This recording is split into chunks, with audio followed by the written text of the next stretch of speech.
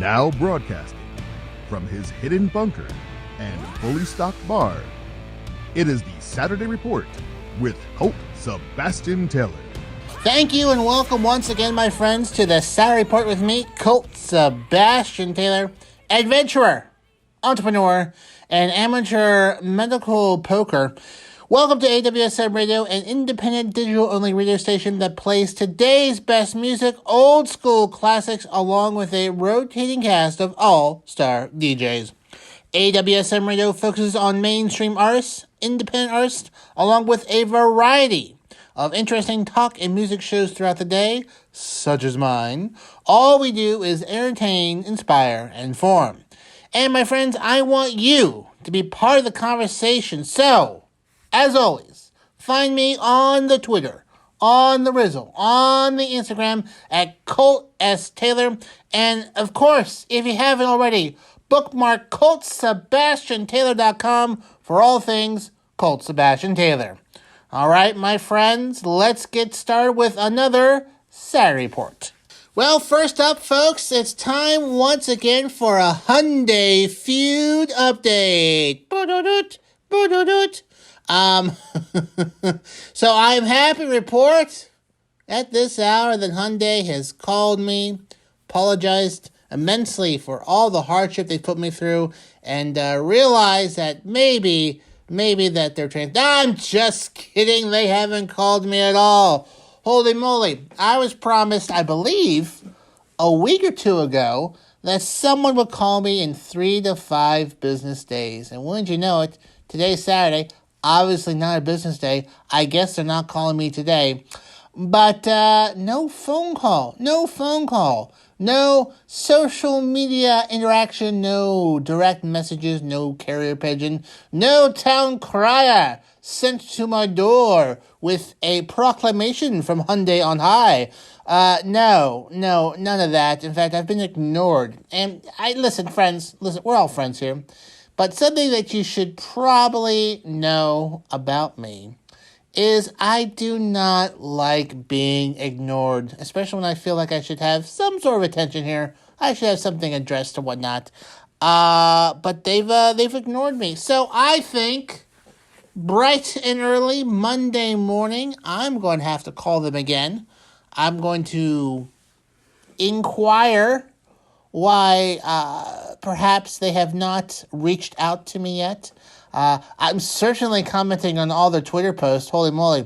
I have that notification set to alert me every time Hyundai promotes a car. I chime in about transmissions and warn people not to buy a Tucson. So, hey, listen, if they feel that is still a good business decision on their end, hey, more power to you, friends. I'm here every week, and boy, howdy, I'm going to bring it up every week. So once again, my friends, if you're shopping for a car, need some new transportation, lots of choices out there.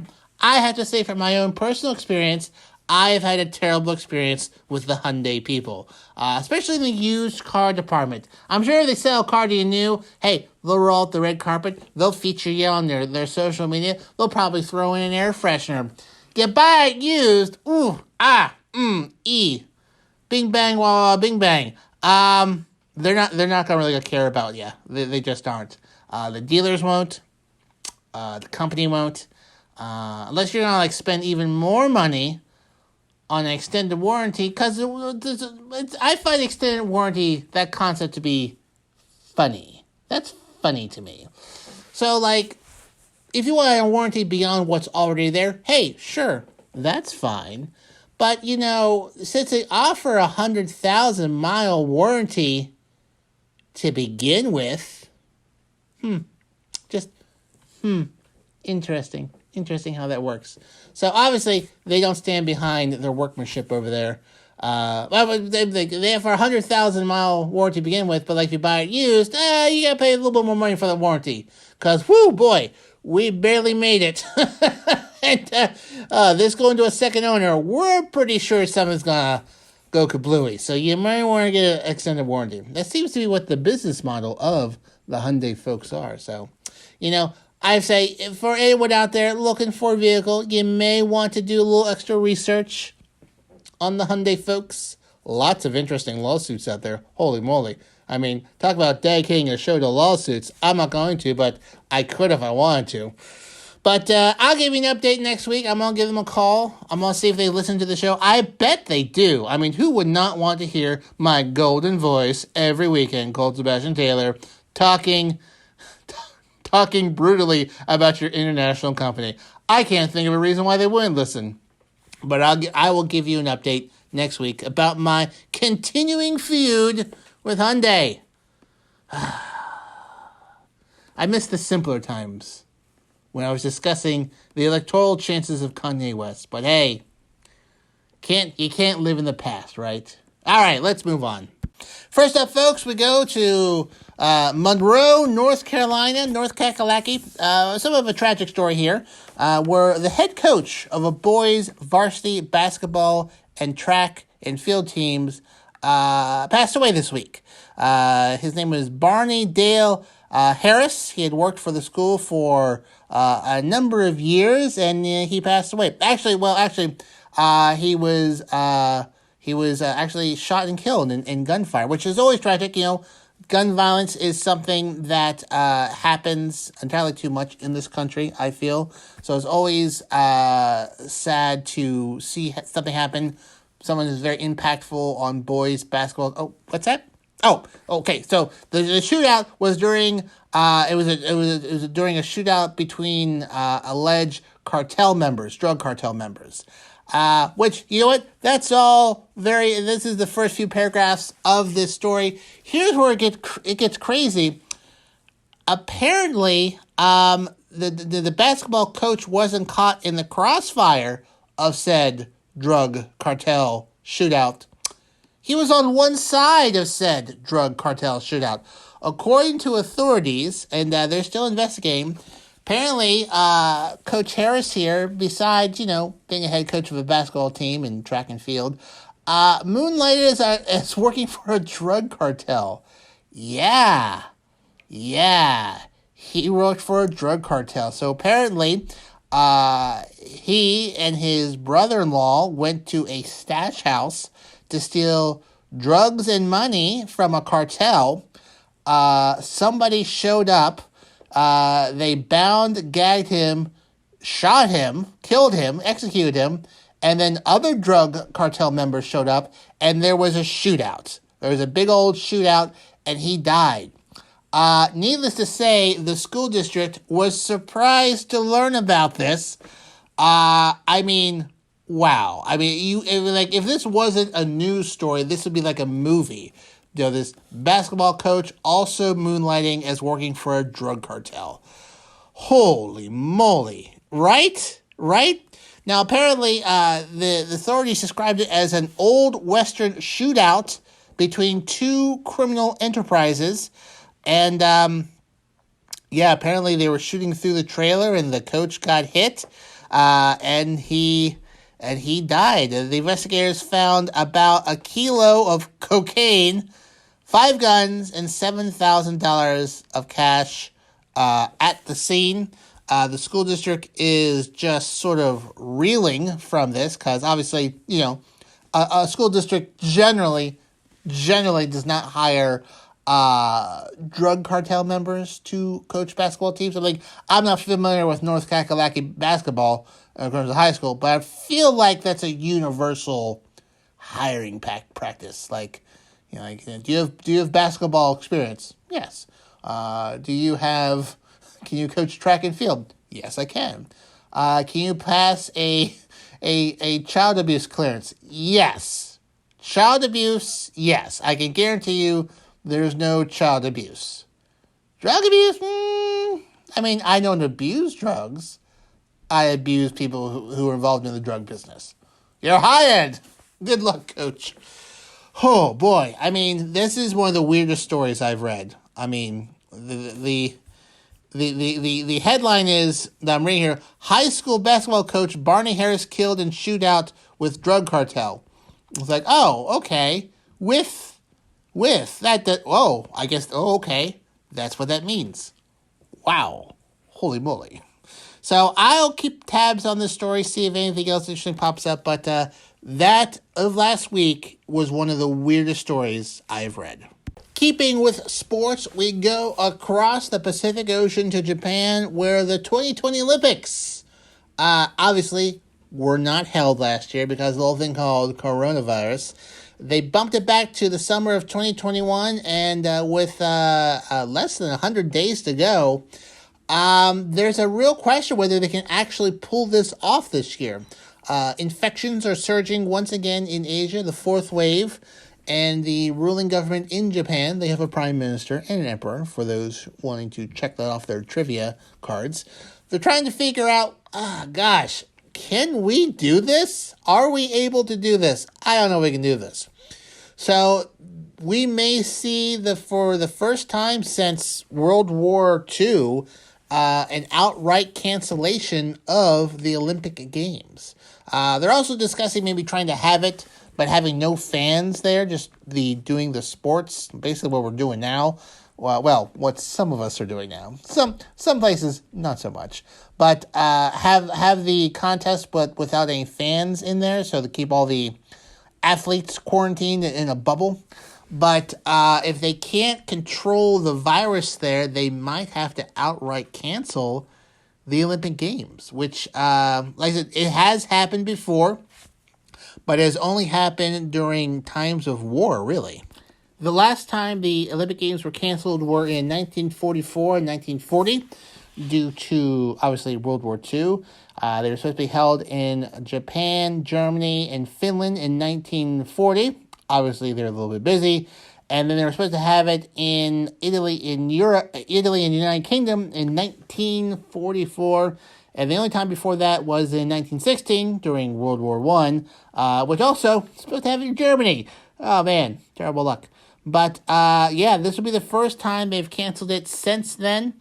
Japan last hosted Olympics in 1998 in Nagano, which I'm saying incorrectly. And, I guess we'll see what happens there. Would be a shame, but at the same time, I mean, I don't know if it's worth the risk just to get some good TV ratings. I would imagine if I had to put a Coke Zero on it, I would say they're probably leaning towards having it, but having no fans in there for the games.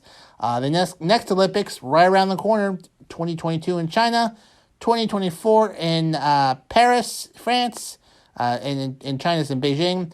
2026 is in Milan, Italy, and in 2028, Los Angeles, United States, hosting it once again.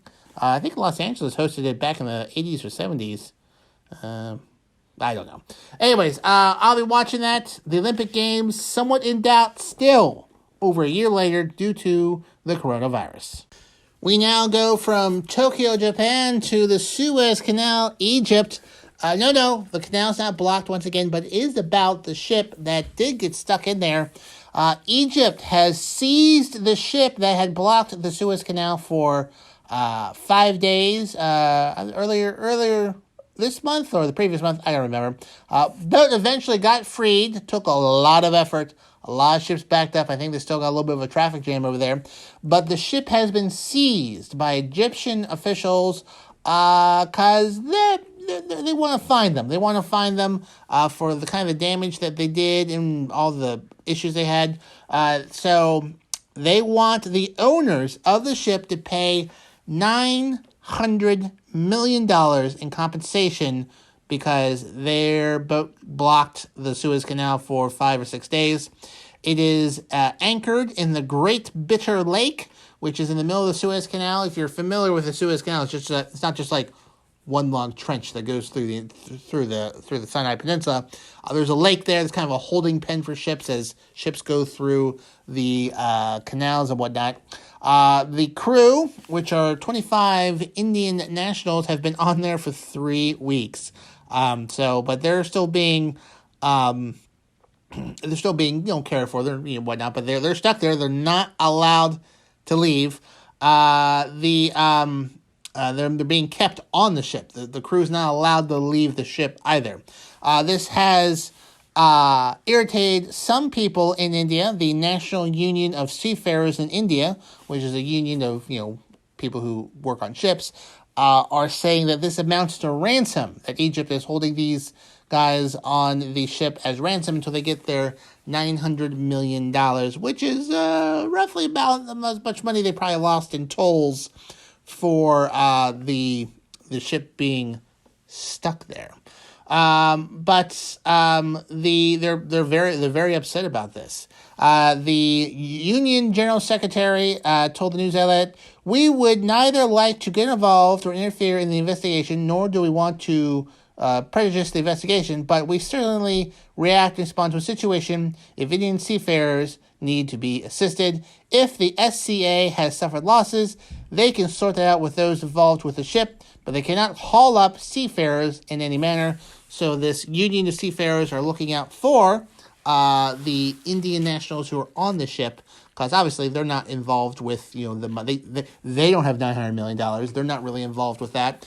And the ship at the time, I believe, was under the control of a Suez Canal pilot. So these canals, captain of the ship doesn't sail the ship through there. They have a pilot who goes aboard and helps the ship get through the canal. So obviously insurance folks will probably sort this out and whatnot, but this is probably the final chapter in the whole Suez Canal rigmarole, but still not quite over yet. Still not quite over yet. Moving along to entertainment news, unfortunately, it has been confirmed, although denied last month, with rumors popping up that Jennifer Lopez and Alex Rodriguez, A-Rod, have split. They are, quote, "We are better as friends." They were engaged in 2019. We're going to have a wedding last year, but obviously COVID-19 postponed that. But it looks like they have officially separated. Jennifer Lopez was spotted without A-Rod or her engagement ring in the last few weeks, and they're saying they're working through some things and whatnot, but it looks like they're working away from having a wedding and whatnot. So unfortunately, this power duo is no more. They're just friends. A-Rod, I guess, is back on the market, and I guess Jennifer Lopez no longer attached to Alex Rodriguez. I mean, I don't know if she is a regular listener to the show, but hey, Jennifer Lopez, I hear that you're going through some rough times.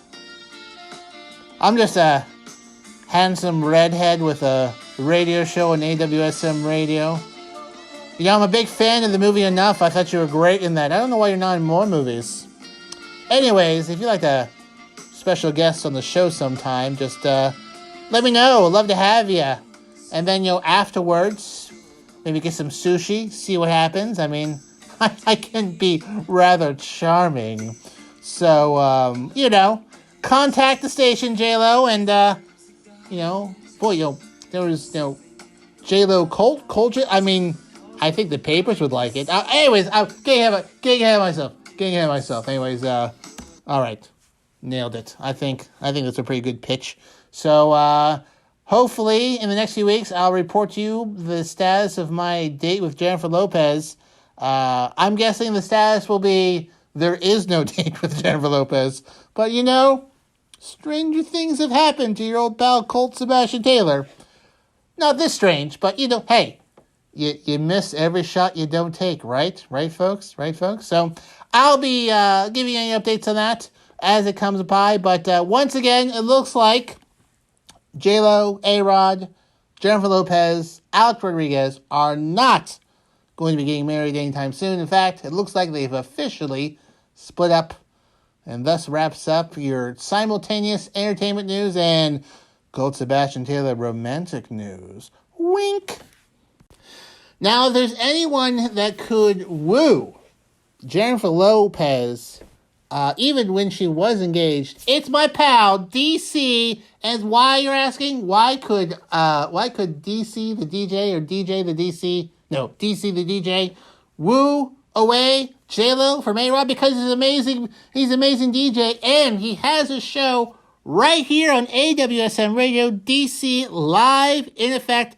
He is our in-house DJ, and he mixes it up every Friday night at 9 p.m. and on Sundays at 10 p.m. You, my friends, do not want to miss out while he smashes it on the ones and twos. He kicking the beats from his South Florida compound week in and week out. He is not to be missed. In fact, if I had to guess, Jennifer Lopez was going to listen to a show on AWSM radio. Obviously, number one, the Saturday Report with Colt Sebastian Taylor. Number two, probably DC Live in Effect. I'm gonna put that bold guess out there. So catch him on AWSM radio, DC Live in Effect, Fridays at 9 p.m. and Sundays at 10 p.m. Moving along in entertainment news, a Kanye West update. No, not presidential. But an update regarding his divorce proceedings. As you may remember, he filed for divorce, or Kardashian at least. She filed for divorce back in February. And they have both filed for joint legal and physical custody of their 4 children.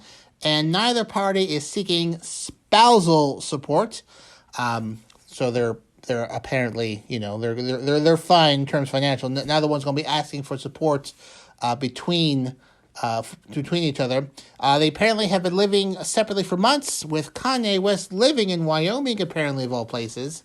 I would not peg Wyoming as a popular place for Kanye West to go, but I believe there's like a religious order out there that he's very involved with for some reason. And Kim Kardashian has been living in their California home.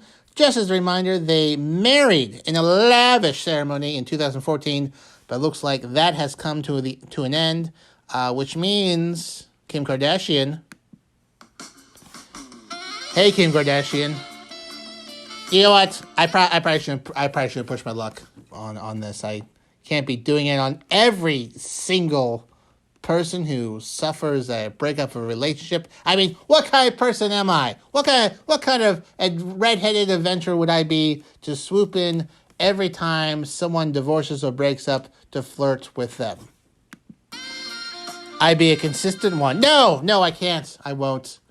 Whew. All right, I have to move on. So anyways, looks like that's moving along and probably finalized in the next few months. Everyone, they got lots of accountants, so they're pretty much going to keep all their fortunes. Lucky them, right? We now move from entertainment to food, specifically to Australia. Good day. Where Alex White thought he had bought a freshly wrapped plastic lettuce from a supermarket and thought he saw a worm wiggling around in there. Which, you know what? It happens. Sometimes worms get in there. Except it wasn't a worm. It was a venomous snake. It was a venomous snake. Yeah. A snake had somehow gotten wrapped up in this lettuce, and he bought the lettuce and it took it home. To quote White, I kind of completely freaked out when I saw this little tongue come out of its mouth and start flicking around, and I realized it was a snake because worms don't have tongues. Good on you there, Mister. Good on you there, Alex. Yeah, worms don't have tongues. So, he put the head of lettuce back into the fridge, called animal control. Turns out this was a very venomous snake. And the snake handler said that if he was bitten, he would need to go to the hospital immediately because he would be in a wee bit of trouble. So authorities are trying to figure out how this snake made the 540-mile journey from a packing plant worth less to Sydney. They think that the refrigerated supply chain, because they don't put lettuce in the back of trucks, they keep it refrigerated to keep it fresh, that the coolness of the refrigeration likely sort of made this snake sleepy and fall into a stupor, and then as it warmed up, it's sort of like, hey, what's going on here? But holy moly, listen friends, I'm an adventurer, I don't mess with snakes. Call me an old school Indiana Jones adventurer. I do not like snakes. Venomous, not venomous, snake-looking folks, whatever. No thank you. No thank you whatsoever. I have never seen the movie Anaconda. Why? Because there's a big snake in that movie. I'm also, I'm not a fan of the Slytherin house either in Harry Potter. Why? snakes. But fortunately, no one was injured. But they're trying to figure out how exactly that happened. It was in an Aldi store, actually. They released a statement saying, we worked with the customer and the team to identify the snake's natural habitat, which is certainly not an Aldi store. We were working closely with a produce supplier to investigate how this incident could have possibly occurred. Blah, blah. Oh, snakes and lettuce. I mean, it's not exactly snakes on a plane, but equally terrifying.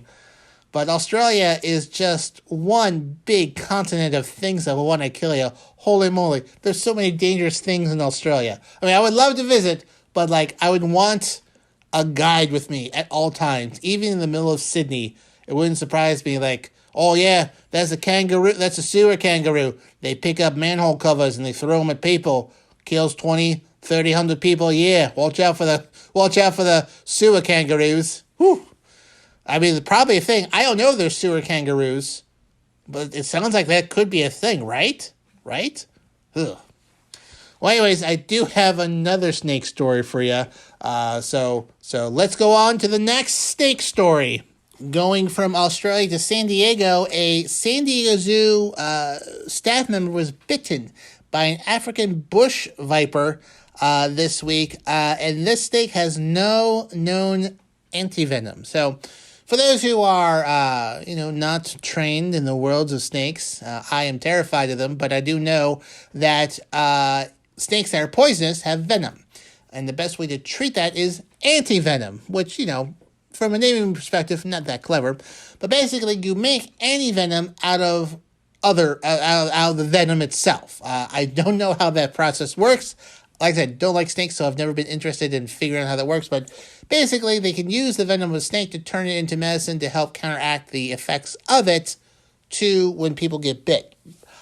So common snakes, like rattlesnakes, copperheads, things here in the United States, they have lots of antivenom for that stuff. They keep it in special locations, and then if someone gets bit by a snake, they can quickly fly out antivenom to there to help treat them. But obviously, African bush vipers, not that common, so they don't have any antivenom specifically for this snake. However, they have found that using antivenom from other snakes of that particular family, like vipers and whatnot, does help a wee bit. So I don't have any updates on this zookeeper's condition. Obviously, he hasn't passed away, or there have been an update about that, but this happened at the San Diego Zoo in a non-public area. So, we all go to the zoo. There's public areas, and there's behind the scenes where they handle the animals and whatnot. Accidents do happen. They're very rare, but they're able to get him to the hospital, so he's being treated by the best folks in San Diego to make sure, this doesn't take a turn for the worse. I have been behind the scenes at a zoo. I took a tour with a friend of mine to the Philadelphia Zoo, behind the scenes, and it's very fascinating. If you can get a chance to get a tour of a behind the scenes of a zoo, you should definitely take it, because it is just amazing what they do behind there.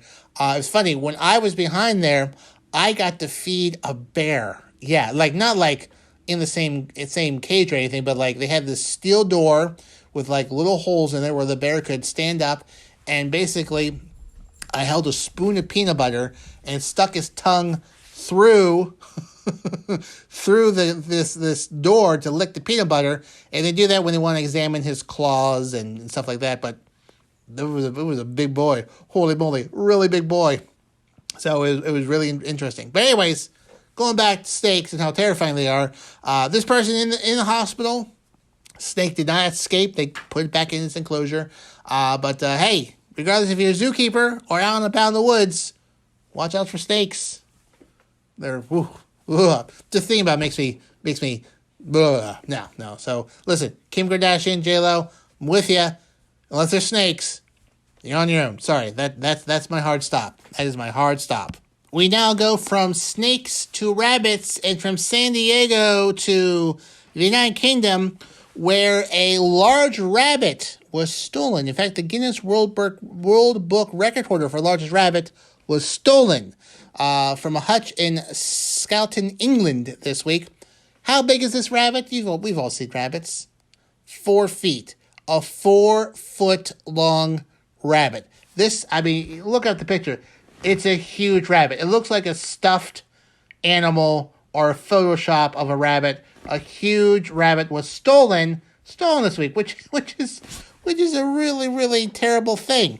He became the world record holder for largest rabbit in 2010, and he was stolen from a garden enclosure in central England last week. There is a £1,000 reward for his safe return, about $1,400 American cash.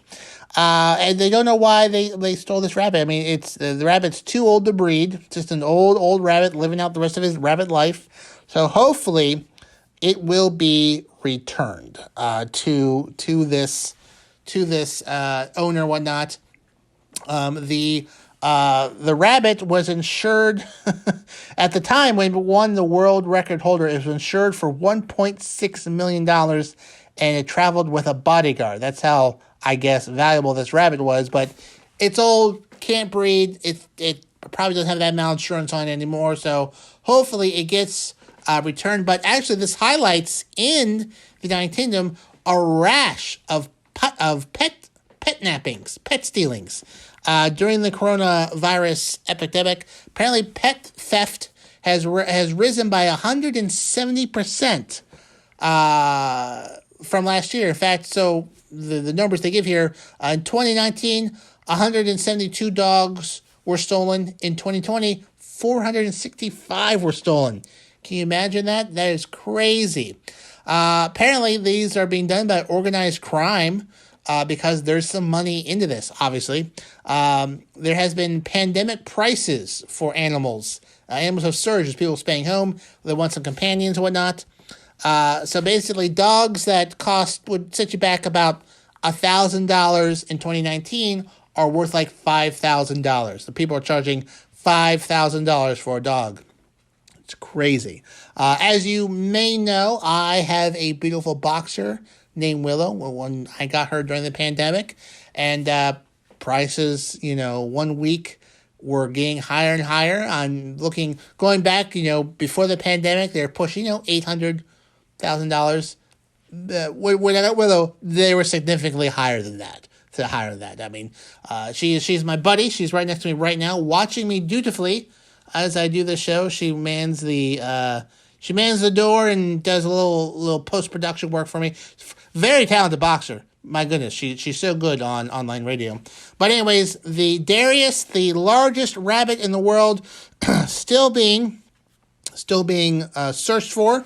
And as you may remember, Lady Gaga's pets were kidnapped at some point. So, she offered a $500,000 reward for her pets. This lady in England doesn't quite have the Lady Gaga money, so she's only offering $1,000 for the return of her large rabbit. But I'll keep tabs on this. If there's an update, I will bring it to you here. I can't imagine I can't imagine anyone stealing someone's pet. That's just ridiculous. And I can't imagine how it feel to learn if my sweet Willow was kidnapped by a rival radio station on to have her work that. I can't even imagine it. But anyways, I'll follow the story, and I will let you know the outcome of this vile crime, hopefully in a future episode. Now, what is not vile, but possibly missing from your life, my friends, especially if you're commuting home from work between 5 and 7 p.m., it's the Rock Sessions. It's the drive time show here on AWSM Radio, and my pal, the Lovely Rocks, will make sure that your evening commute home is fun, featuring the hottest music on the charts, along with some other surprises in between. You do not want to miss the Rock Sessions, hosted by my pal Rocks, making rock style, Monday, Tuesday, Wednesday, Thursday, and Friday, 5 p.m. to 7 p.m. It should not be missed. Listen to it on AWSM Radio on your computer. Download the app. Listen to both at the same time for like a stereo effect if you want to. It doesn't really matter much to me, but you should definitely not miss the Rock Sessions right here on AWSM Radio. We now go to Nepal, which for those who are not familiar with geography, obviously all of my fans in India know where it is. It's a Himalayan country just north of India, between India and China. And they announced this week that their rhino population has reached an important milestone. They've increased by more than 100. Very, very positive track for the rhinoceroses. One-horned rhinos living in Nepal's wildlife sanctuaries. In their latest census, Nepal counted 752 rhinoceroses, up from 645 in 2015. Nepal is one of the few countries where there's more than 100 rhinos to be found. They became very close to extinction last century. But the revival in India and also Nepal is regarded as one of the greatest success stories in conservation in Asia, which is pretty amazing. Tigers in the area have also gone with populations. 90% are living in the Chitwan National Park, which is also the home to tigers, elephants, leopards, and fish-eating crocodiles. I tell you what, folks, I didn't know all of these things lived in Nepal. Listen, I consider myself a worldly person, but I think of rhinos, I kind of knew, but I didn't exactly associate them with that part of the world. I hope to visit Nepal one day, one way or another, and India. I'd love to visit India one of these days. I would obviously need a guide of some sort because I have no idea where I'm going, and I don't even speak English all that well myself, but love to see it. But that's great news. Great news from that part of the world that their conservation efforts are going great. This spurred me to look up, hey, we're not rhinos. Nepal, India, really? Where else are they found?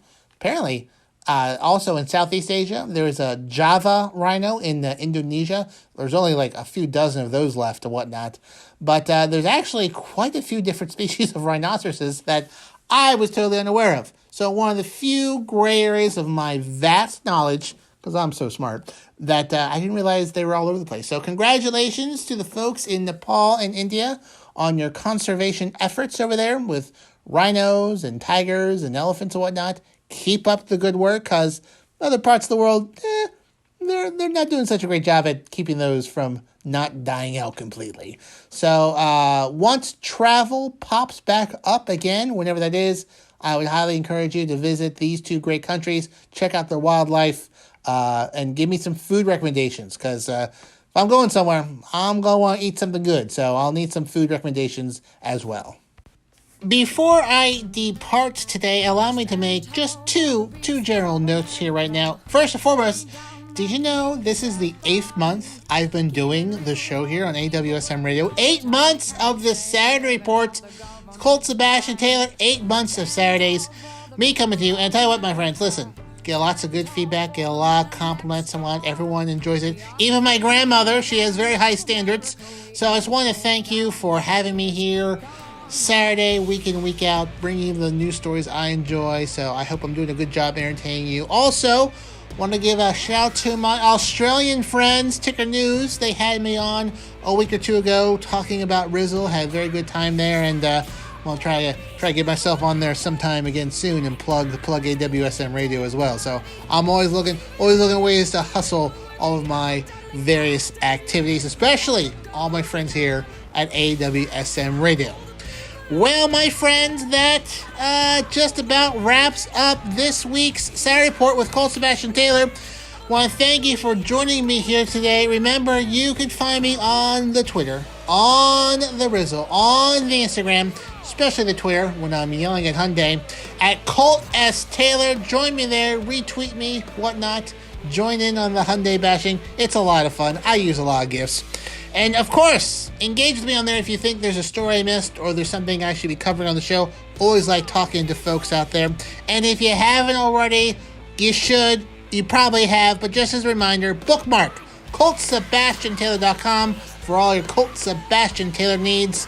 And, I often post updates on there. I'll be working on that website a bit this weekend. So until next time, my friends, I am, of course, as always, your friend, Colt Sebastian Taylor. And I'll see you later.